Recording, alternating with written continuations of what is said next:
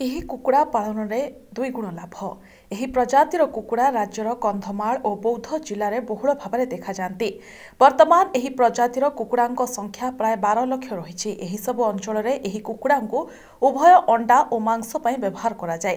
ଅନ୍ୟ କୁକୁଡ଼ା ମାଂସ ଅପେକ୍ଷା ଏହା ଅତ୍ୟନ୍ତ ସ୍ୱାଦିଷ୍ଟ। ଉଭୟ ଜିଲ୍ଲାର ଆଦିବାସୀ ସମ୍ପ୍ରଦାୟର ମୁଖ୍ୟତଃ କନ୍ଧ ସମ୍ପ୍ରଦାୟର ଚାଷୀମାନେ ଏହି କୁକୁଡ଼ା ରଖିଥାନ୍ତି।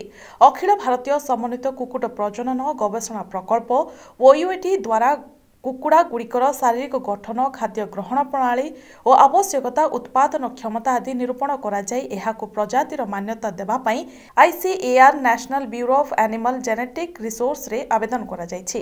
ଅନ୍ୟ ଦେଶୀ ପ୍ରଜାତିର କୁକୁଡ଼ା ଭଳି ଏମାନଙ୍କ ଆକାର ଛୋଟ ଓ କମ୍ ଓଜନ ବିଶିଷ୍ଟ। ଏମାନଙ୍କ ଶରୀର ରଙ୍ଗ ନାଲି ଓ କଳା। ବୟସ୍କ ଗଞ୍ଜାର ଓଜନ ପ୍ରାୟ 1 କିଲୋରୁ ଅଧିକ କିମ୍ବା 1 କିଲୋ 600 କିଗ୍ରା ହୋଇ ରହିଥାଏ। ବୟସ୍କ ମାଇ କୁକୁଡ଼ାର ଲମ୍ବ 28ରୁ 29 ସେଣ୍ଟିମିଟର ହୋଇଥାଏ। 7 ମାସରେ ଏମାନେ ପ୍ରାପ୍ତ ବୟସ୍କ ହୋଇଥାନ୍ତି। ଗୋଟିଏ ଥରରେ 12ରୁ 21ଟି ଅଣ୍ଡା ଦିଅନ୍ତି। ଏହିପରି ବର୍ଷକୁ 3ରୁ 4 ଥର ଅଣ୍ଡା ଦିଅନ୍ତି।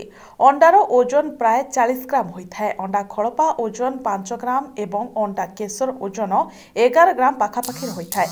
ଅଣ୍ଡାର ରଙ୍ଗ ଧଳା ହୋଇଥାଏ। ଗୋଟିଏ ଗଞ୍ଜା ସହିତ 5ରୁ 6ଟି ମାଇ କୁକୁଡ଼ା ରଖିପାରିବେ। ଏହି କୁକୁଡ଼ା ଭୂମିରୁ 30 ଫୁଟ ଉଚ୍ଚକୁ ଉଡ଼ିପାରେ। ସେଥିପାଇଁ ହିଂସ୍ର ଜନ୍ତୁମାନେ ଏମାନଙ୍କୁ ଧରିପାରନ୍ତି ନାହିଁ। ଏମାନଙ୍କ ଶରୀରରେ ରୋଗ ପ୍ରତିରୋଧକ ଶକ୍ତି ଅଧିକ। ସେଥିପାଇଁ ଏହି କୁକୁଡ଼ାମାନଙ୍କୁ ରୋଗ କମ୍ ହୋଇଥାଏ। ଏହି କୁକୁଡ଼ା ପାଳନ ପାଇଁ ଚାଷୀଙ୍କୁ ବିଶେଷ କିଛି ଯତ୍ନ ନେବାକୁ ପଡ଼ିନଥାଏ। ଏମାନେ ବାହାରେ ବାଡ଼ି ବଗିଚାରେ ବୁଲି ଖାଦ୍ୟ ସଂଗ୍ରହ କରିଥାନ୍ତି ଏବଂ ସନ୍ଧ୍ୟା ହେଲେ ଆପେ ଘରକୁ ଆସନ୍ତି। ଏମାନଙ୍କୁ ଅଳ୍ପ ଦାନା ଦେବାକୁ ପଡ଼ିଥାଏ। ଏହି କୁକୁଡ଼ାକୁ ପ୍ରଜାତିର ମାନ୍ୟତା ମିଳିଲେ ଏହା ସରକାରଙ୍କ ନଜରକୁ ଆସିବ। ଏମାନଙ୍କୁ ଗୋଟିଏ 2ଟି ସ୍ଥାନରେ ସୀମିତ ନ ରଖି ସାରା ଓଡ଼ିଶାରେ ଚାଷ କରାଯିବ। ଏହାଦ୍ୱାରା ଚାଷୀମାନେ ବିଶେଷ ଉପକୃତ ହୋଇପାରିବେ ଏବଂ ଅଧିକ ଲାଭବାନ ମଧ୍ୟ ହୋଇପାରିବେ।